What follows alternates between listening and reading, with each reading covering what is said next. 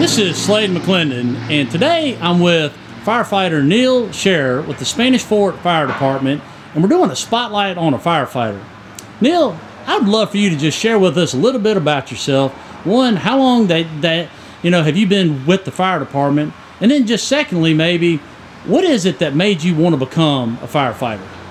Well, I've been with Spanish Fort 5 years in September.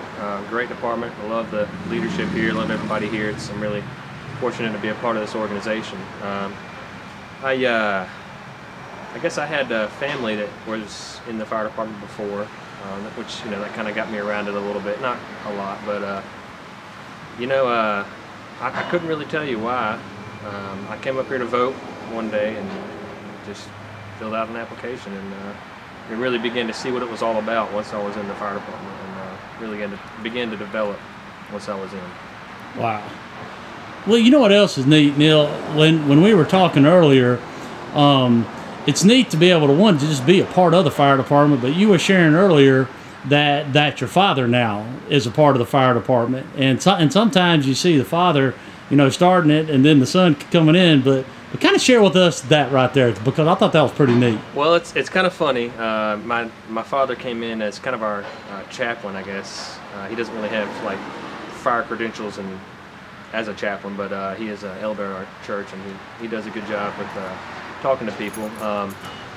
It's funny growing up and listening to your father. I'm very into obeying your parents and showing respect, but I was in here probably about 3 years when he joined, so I kind of had a little bit of experience and kind of knew my way around. And so, oftentimes on calls or whatnot, he would be listening to me, and it's kind of a change in theme there. It was just kind of interesting to do that. A lot of people, I'm sure, don't get to tell their father, what to do, and them listen as adamantly as he would. Wow, that is neat. Yeah. Well, Neil, there's so many things for what you see day in and day out, and how you're protecting Spanish Fort and this community. I know y'all have got a massive interstate I-10 that runs right through here, and so y'all see a ton of stuff constantly, and you're helping people, whether they're neighbors and people, obviously for who y'all know, but then there's a lot of people who you don't know that are just traveling through, our community here. But is there one particular incident or one particular thing that just stands out in your mind for what you've been doing as a firefighter that really has impacted you?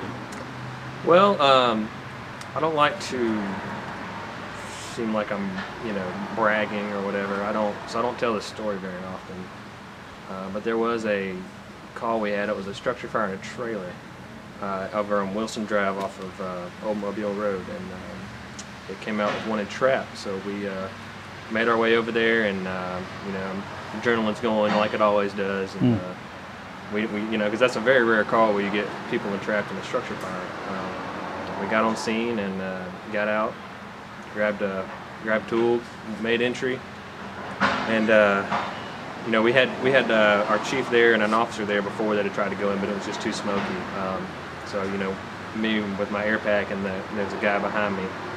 His name was Daryl. We made entry in there and made our way back to the bedroom where there was an old man, disoriented from breathing in smoke, and I think he had been on the phone with 911, and was able to grab him and bring him out and get him to the ambulance, and he survived, and that was really, really rewarding. And it wasn't, I want to clarify, it wasn't just me. It was people.